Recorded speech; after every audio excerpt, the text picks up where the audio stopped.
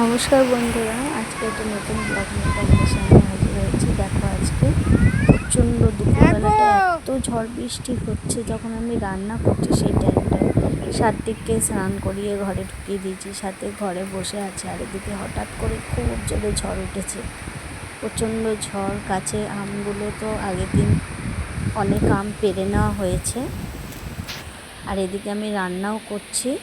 গাছের আমগুলো পেড়ে নেওয়া হয়েছে, আর এখন গাছে বেশি একটা আম নেই, দুটো একটা আম আছে, তো এখনও পড়েনি, দেখি ঝড়ে পড়ে নাকি।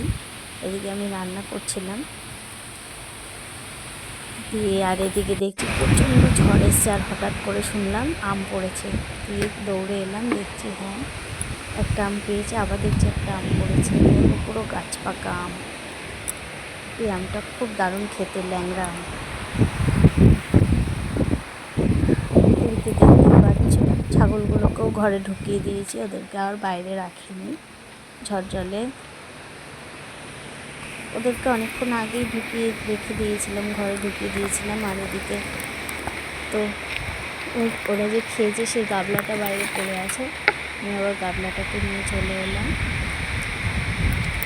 ঝড় বৃষ্টির দিন তোমরা তো জানোই, গ্রামে থাকলে আমরা গ্রামেই ঠিক থাকি, প্রপার শহরের মধ্যে থাকি না, শহরটা একটু অনেকটা দূরে যেতে হয় আমাদেরকে।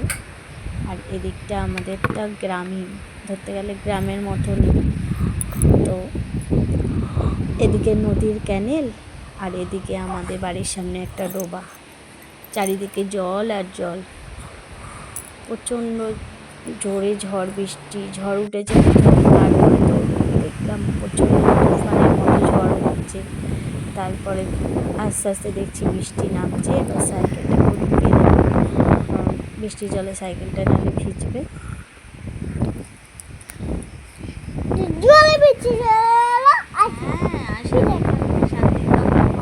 থেকে আমাকে ডাকছে, মা মা করে জানলা দিয়ে ডাকছে, মা মা করে, যে মা তুমি কোথায়। আমি বলছি বারবার করে যে আমি আছি, রান্না করছি।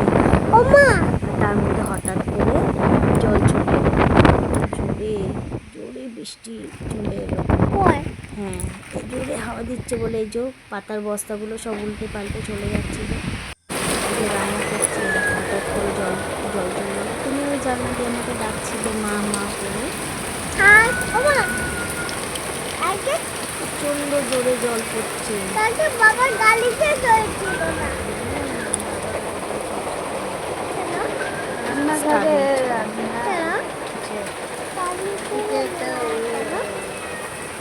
বৃষ্টি হচ্ছে।